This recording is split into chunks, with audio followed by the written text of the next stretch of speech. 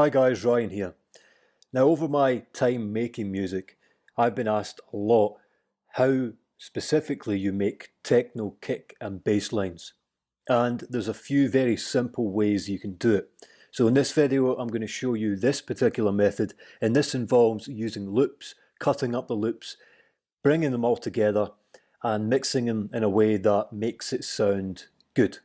So the first thing you want to do is drop in a kick that you like, that you know that works. I've got this kick. And for this particular kind of dark, moody techno that I'm going to try and make or emulate, I'm going to bring down the low pass filter to around about 900 Hz just to take all of the high information out of the signal, because in dub techno or kind of deep techno, that's the kind of go-to rule. Now, the second thing you want to do is think about the bass elements you're wanting to have in your bass. Now, I started off with a loop. There wasn't actually a bass loop. Let me just copy it, and I'll show you how it sounds.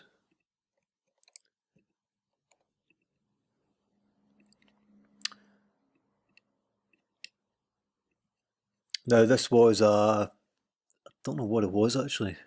Let me listen to it.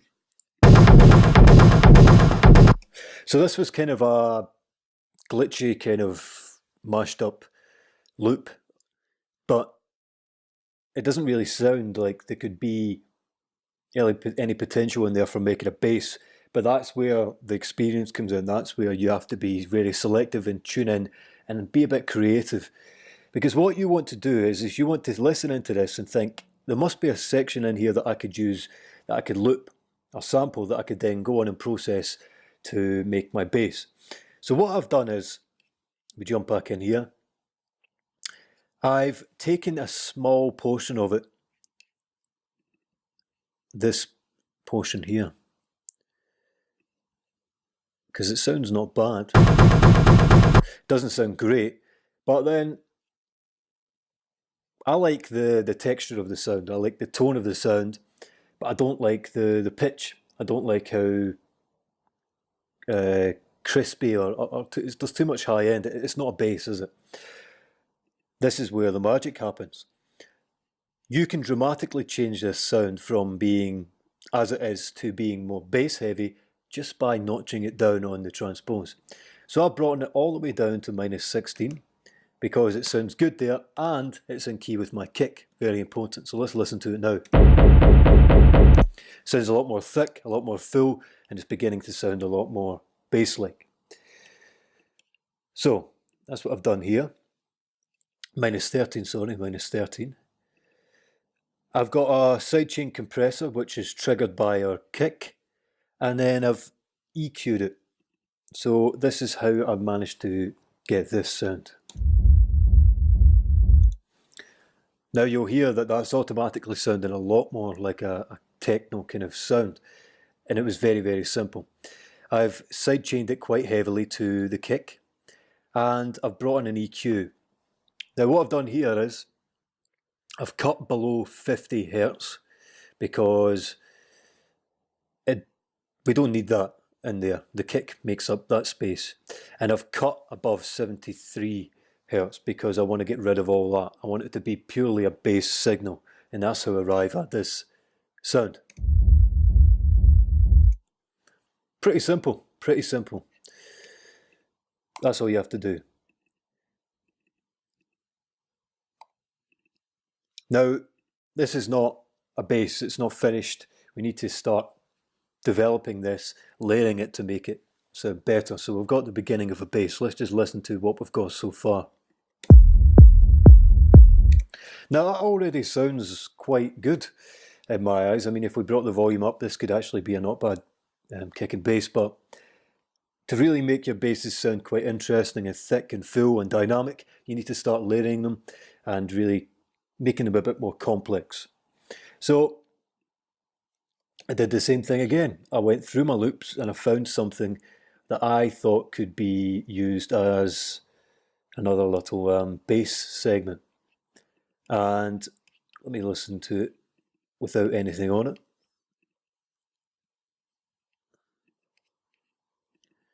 Sounds like this. Now this was a background loop. It's kind of like a vinyl kind of feedbacky kind of low end rumbling. It's all over the place, but there's definitely a few sections of it that we could tame, control and use with our long bass. So we've got kind of a long sound here. Now we want to layer it with something shorter that's going to add to the groove. So all I've done here is I've taken the first section of it, looped it, put on complex because we're at 125 BPM. And I've done the same thing. I've added a compressor. I've monoized it because this kick is actually stereo, but I like it in stereo. I'll show you why in a minute. I've done similar EQing, but notice this time I've cut it even higher. I've cut it up to 146 because I want this to be layered on top of this and I don't want it to distort. Also cut at the high end as well. And then I've got another EQ, cutting it, but cutting it majorly at 193 because there's a hell of a lot of noise in that region, which I don't want. So just to let you hear what it sounds like without this EQ in the end. Just takes out that kind of the unwanted frequencies, and it makes it easier to layer with this. Now the other thing I did was I panned this out to the left, because now it's a mono signal. I can actually do this, and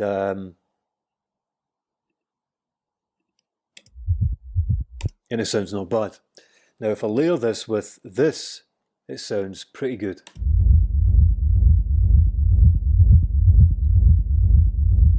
Now you can't really hear this kick, or this bass, sorry, but it definitely does add something, and that's where the beauty comes in. It's just those little things that you dress it with to make the difference. Just thickens it up, gives it a bit of stereo effect, and kind of fills the whole stereo field. Now let's listen to this with the kick.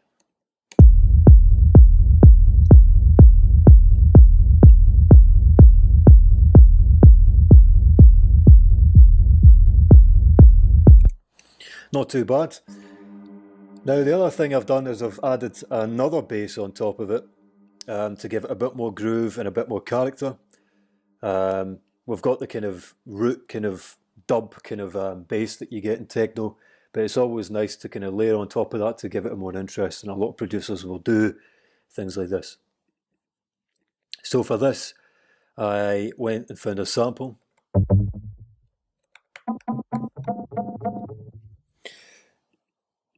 Now, I've got quite a lot going on here. Let me just show you this sound in its raw form. Quite a thick sound, quite nice, and it's a mono. Yeah, that sounds good for me. Now, I've brought down the release, I've brought down the decay, and I've pushed up the attack because it's obviously, you hear that sound has a very strong transient at the start. It has a lot of punch. We don't want that because we want our kick to punch through. And I've put in a pattern, very simple.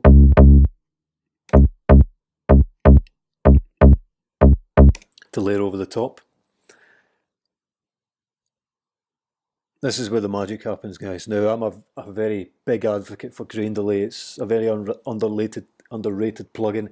It adds a lot of character, and it's a really powerful tool. I suggest you use it because you've taken a very simple signal, simple sound, and as you hear when I turn it on, I've made it a lot more interesting. Now this is done by moving this XY controller around.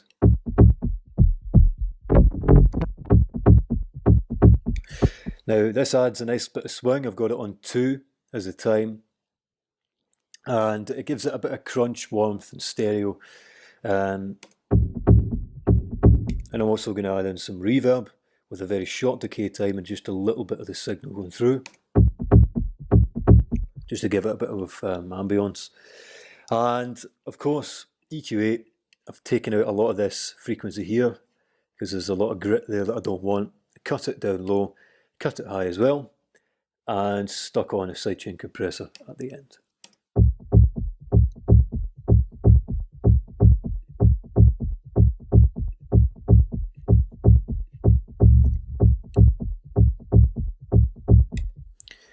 Okie dokie, let's listen to all of the basses with the kicks and see how it sounds.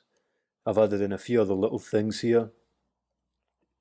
I've got this little synth sample I've added some effects onto just to give you an idea of how everything sounds. So let's see how this sounds in the context of this idea.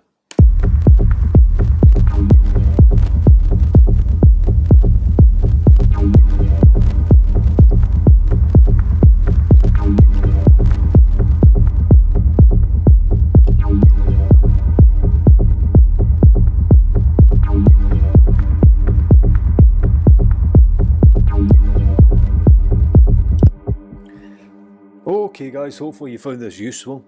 Again, it's very, very simple. The main thing about this, and the main thing you need to take away is, it's more about what you choose than what you do. The processes of what I've done here are the same every time, especially within techno. The processes are all the same. The magic happens when you find something that you can then have a bit of foresight on and think, yeah, I could use that in that way.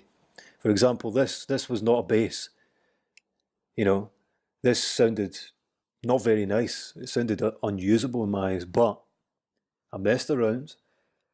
I was a bit creative and I found something that could work. And then I did the same here, and then I did the same here for this groove bass. And as you can hear, if you add a little